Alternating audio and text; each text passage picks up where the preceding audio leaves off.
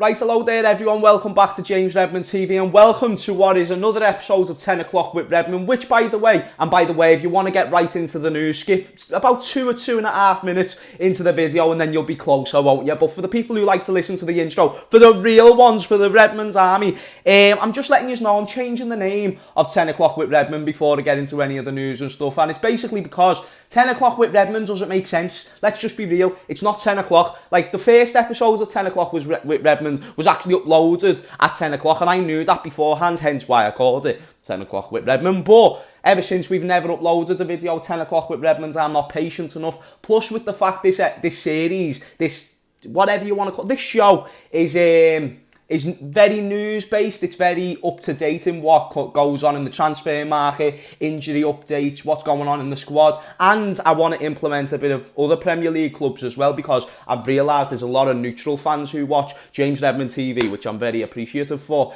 So I thought it'd be good to change the name. I think it's suitable. I think it's time. And let me know what you think from 10 o'clock with Redmond to the Redmond Roundup. Let me know, is that a good name? The Redmond Roundup. Could you see that as a show on like BBC or like BBC, Sky Sports or something one day? My own very show. That'd be absolutely fucking boss, wouldn't it? But before I do get into any of the news, I just want to shout out this man. I want to respect to my man and also shout out to my man too, because all the support that you show on these videos, even over the past few days where I haven't been at my happiest, you've been still showing so much love on the channel, on the videos, liking. Like, the liking to dislike ratio is insane, and that will probably change now that I've just said that, because all you Muppets are just going to start disliking. But honestly, boys, I feel strong with the Redmond's army, and I feel like this channel is only getting stronger each day, and it's boss, lad, it's boss. But anyway, enough rambling. Today's episodes are going to be, talking a bit of news. There's a bit of good news, and I know the past few days have been shit, and believe me, if you've watched my videos, you will know I haven't been in the best of spirits over the past few days. I've woke up feeling a bit better, and it's only because when things settle in a bit more, you can start trying to find conclusions. And you know what, mate, in football, I do love to try and find a few conclusions when Liverpool or any team find themselves in a bit of a sticky situation. So we're going to be talking about a bit of news first, and then we're going to talk about the first 5 games of Liverpool's Premier League season. Should we be worried going forward? Is our title hopes done? I am going to be discussing that in this video. But to conclude this video, remember when I asked you to ask me a few questions in the comments down below, whether it's about Liverpool or your Premier League team? I'm also going to be answering a few of them, because I asked the other day, you gave me the questions. I've got a few written down here. There's 2 Liverpool based and there's 2 based on other Premier League clubs. So again, same applies for the next episode of the Redmond Roundup. Leave any questions, whether it's about Liverpool, whether it's about your team and you want me to answer, and I will get through as many of them episode by episode as possible. And like I said, by yesterday, this is going to be uploaded pretty much every day, people. So get strapped in and let's get ready. Anyway, moving into the news, Virgil van Dijk update. Now, I'm just going to get the bad news out the way first, because there is actually some good news to talk about as well. Virgil van Dijk, if you don't know, I'm not going to read the statement out to you, but he released a statement on his Instagram, his Twitter, etc. Just basically telling us he's going to be back. All the things that you want to hear from someone who's been through what he... And make sure you've got your cup of tea, by the way. Can't believe I forgot to say that.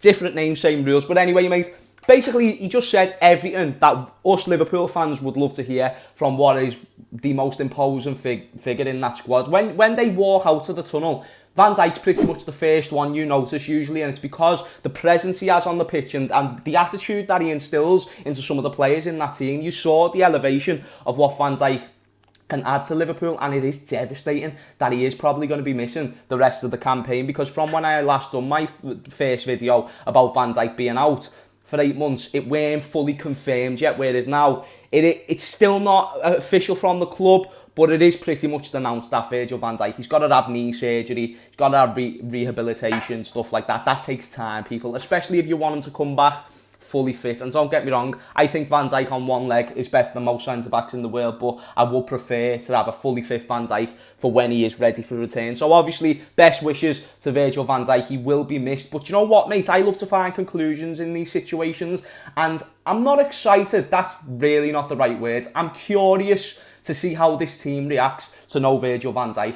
I'm curious to see the bounce back ability. I'm curious to see the adversity that is about to come Liverpool FC's way, and I'm very excited to see how we deal with it. Not excited, curious, but in some ways excited. And do you know what? I want just to offer to you other Liverpool fans who will be rightly so feeling so down in the dumps right now. Just realise though, mate, there is other things that we have got a squad of great players there, and it's not just one player. Is Van Dijk very important? Yes. Can you replace what is the best centre-back in world football with anyone? No, you cannot. Let's just have faith in our other players because they have done jobs for us before. And yeah, that's just what it is, mate. But that's the bad news out the way. Well, actually, one more little bit of bad news, and this could be really bad if more comes out about it over recently. But all over Twitter this morning and a few news sites, there's been pictures of Joel Matip going into a hospital. I've tried to look into it, but there's not really much being reported on it. It's just a picture of Joel Matip either walking in or walking out of a hospital. So that's not ideal. Hopefully, whatever that is, that's not too serious. Let's just hope that's just a local checkup or something, because we cannot do without a Joel Matip. Because if it's now Virgil van Dijk and Joel Matip out again, by the way, bear in mind he's just came back, then that means we've got Joe Gomez. And what Fabinho? Fabinho, you'd have to move back into centre-back, because who else have you got? Mateo, fucking Sepp Vanderberg. You can't rely on them to be playing Champions League and Premier League football, mate. You just can't. So, obviously not ideal, and I know that's not a great way to start this video, especially with the fact my intentions of this video is to try and just put a bit of positive vibes back into it. That's where I come in now. Alisson has returned to training. People, numerous reports coming out saying Alisson's back. He's ahead of schedule of his shoulder injury that he got a few weeks ago in a clash in training. That's brilliant. That's phenomenal news in a time like this as well, where Liverpool fans have been deprived of any ounce of good news. That's brilliant. And another bit of good news, Thiago's injury. Obviously, if you didn't watch the game, Richarlison went in on Thiago. His knee... we knew it was probably going to be a bit sore, but then after the game, it came out that his knee was actually worse than what first thought, and we're going to need to look into it. News just came out saying it's all right. He's probably going to have to miss the Ajax game. He's probably even going to have to miss the Sheffield United game this weekend, but after that, he'll be fine to come back. It's nothing too serious. And let's be honest, mate, that's music to our ears regarding what we've just found out about Virgil van Dijk and his knee injury. So that's a blessing in disguise. But let me come in to where I can maybe make it and give you a bit more of a positive outlook. Is Virgil van Dijk one of the most, if not the most important player to our squad? Absolutely. But let's not discredit how important Alisson is to our squad. Let's not discredit the elevation that Thiago is going to include into our squad. By the way, we've just found out them two players are fully injured for at least a longer period of time.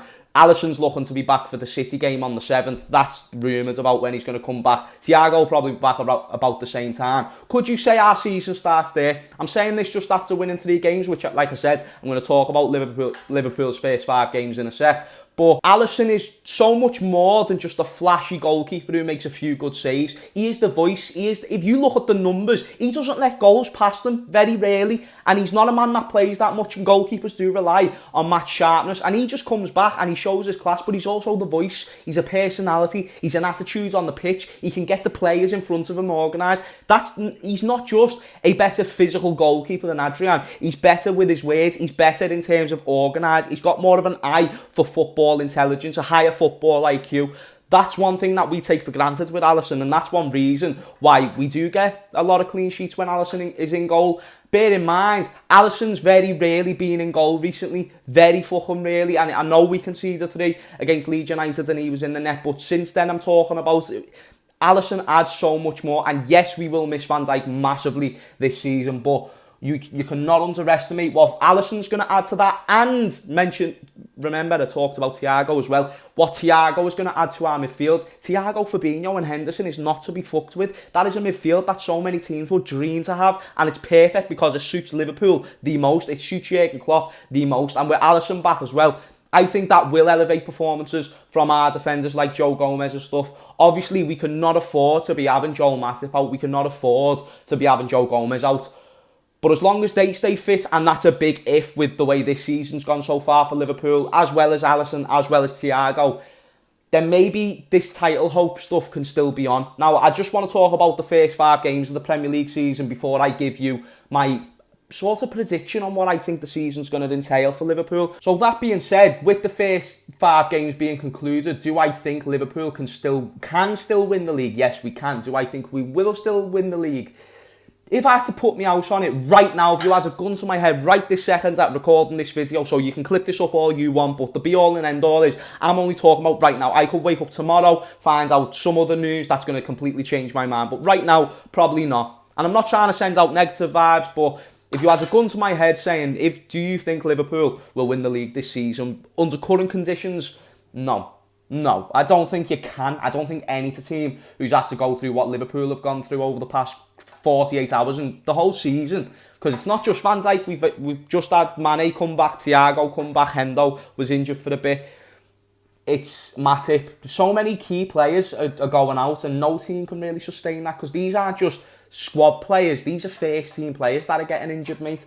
So it's never ideal at all, and I do think the odds are stacked against us, but listen, mate, this is what Jurgen Klopp likes to do, and I'm excited for the story, because this will be another chapter in the story of Liverpool Football Club and Jurgen Klopp's reign here. So let me know in the comments down below everything that I've just talked about. Do you feel a little bit lifted? Do you think right now, this second, that Liverpool will win the league? I'm not saying do you think can they win the league. Do you think they will? Liverpool fans, neutrals, let me know in the comments down below. Anyway, before we end this video, like I said at the start of the video, yous have been asking me questions, therefore I want to answer them for you. 2 related about Liverpool, 2 not related about Liverpool. The first one is a Liverpool related one, but don't worry, the one after that isn't. So from Brandon Jervo, what do you think about us going into the January transfer window and getting a top class centre back, in brackets Koulibaly, on loan or buy him to help us keep the league, then having a partnership with Van Dijk when he is fit? Do you know what, Brandon, mate? Great question, because I feel like this is very relevant to the news that I've talked about in this video about possibly recouping our season back together. Do I think we need a new centre-back in the January transfer window? Absolutely, I really, really do. And it's a difficult one, mate, because would I get Koulibaly? I'm not sure, but he probably would be one of the better options for right now, because he's older, whereas other people have been throwing out names like Upamecano and stuff like that, but he's younger, and I still have faith that Jurgen Klopp is really looking into invest into Joe Gomez. So I'm not sure what Liverpool are going to do. If you ask me what I think we should do, I do think we should go out and get a centre-back. I'm not even talking about an Upamecano and stuff. I think someone like a Jonathan Tah from the Bundesliga would be perfect for what Liverpool are trying to do right now. He'd settle well into the team. He'll know a few lads from when they used to play in the Bundesliga, like Naby and Thiago and Joel Matip and stuff like that. So he won't be too not familiar. Jurgen Klopp's German. They'll get along like house on fire. So I think someone like that, he wouldn't cost too much. He'd add a lot to the squad. And if players like Van Dijk and Matip are out all the time, then what a player to come in as a replacement. So to answer your question, Brandon, yes, I think we need a new centre-back, but I don't think we should get a Koulibaly, because I think that's a bit too unrealistic. And an Upamecano and stuff like that, I don't know if that's what Jurgen Klopp would want to do. Would I take him? Absolutely, but I don't know if that's what he'd want to do, mate. So from Stuart Carroll, he asks, yeah, just wondering how you think your Conquerors will get on against Leicester later. It's all banter, our kids, all the best, and more importantly, up the Villa. Now, obviously, Villa have just played Leicester City, hence why I put this question in the video. I've been getting a lot of love off Villa fans, even the fact, obviously, you're going to tear me for the fact that we've lost 7-2. You're going to tear us Liverpool fans for the fact that we lost 7-2. I would, if that was yous, and yous are Villa, and we're better than yous usually. So we haven't really got much to brag. Winning 7-2 against anyone is brilliant. Winning 7-2 against the champions of fucking England is a different story. So I will give you your credit where credit is due. And furthermore, I am going to give you your credit where credit is absolutely due for Aston Villa, because they just went and beat Leicester City 1-0. Ross Barkley, last minute winner. Ross Barkley looking insane. Ross Barkley looking rejuvenated and looking like that was the perfect move. Aston Villa should be excited, boys. They've just took out what is a very, very strong Leicester City team, which after the first 2 games, some people were saying, Leicester City on course for the top 4 again. Let's not disregard Villa now. Listen, mate, you can't. They're actually looking good. Like, I really underestimated Villa. I'm not going to chat shit. I predicted Villa to finish 19th because I didn't think the signings that they made was anything too significant to elevate their position in the table. I thought keeping Jack Grealish was brilliant, but like I said, they had Jack Grealish last year and they finished 17th. Now, it's all about can they keep this form going. I'm not saying they will get a top 4 or a top 6, but they can get top half if they keep it going. Even just half as good as what they're looking like right now. So I think Villa fans should be excited. Obviously, thank you for all the love. Fuck you for beating us 7-2. You've actually beat us a few times over the past couple of years, but all love and respect there, mate. But anyway, from Paul S, when footy returns to normal and fans are allowed back in stadiums, are you going to do some reaction videos from outside the ground after games? Now, if you don't know my story, you'll know that I used to do videos outside with Redmond TV and stuff. When the games come back, I will be doing live reactions outside the stadium. Don't get me wrong, people. A lot of people ask me this, do I have a season ticket? I am not a season ticket holder. I do find it very difficult to get hold of a season ticket, to be fair, and I only live 15 minutes away from the stadium. But with that being said, when I can't make it to a game, I get to as many as I can. But when I can't get to a game, I usually just go outside Anfield in one of the pubs where you can get the most, the closest thing you can get to being inside the stadium, being around people who are local, who, are usually in the stadium, just couldn't make it to that game. That's what I usually do. Therefore, when the fans are back in the stadium, you can guarantee that I will be there every single Anfield home game. I'll even try and get to as many aways as possible to film outside the stadium for sure. And then the last question from Patrick Fogarty. What do you think is wrong with United at the moment? And this is a Man United question on a Liverpool channel, but I think us Liverpool fans and other neutral fans need to be open about what's happening to Man United and their owners and stuff like that at the minute. And I say this because I feel Man United have a lack of ambition when it comes to the owners. The owners don't have ambition for that club, and I thought that was evident in the transfer window. I think it's been evident since Sir Alex left, to be fair. They're not backing the manager. They aren't backing the manager, and they're just doing things like signing Cavani. Like, it could be a good signing. He could get 10, 20 goals for you this season when he starts playing. You don't know. But it's not the Jadon Sancho that you're going to need for the long term. It's just to sugarcoat it. It's to buy you a bit more time if the fans not being fucking pissed off with you.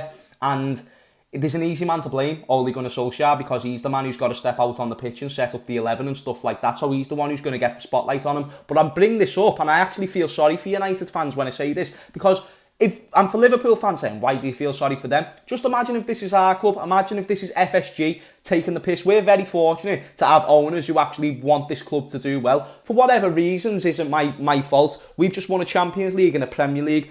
To me, that's ambition. I see ambition there. They back the manager, which is Jurgen Klopp. I see that as ambition.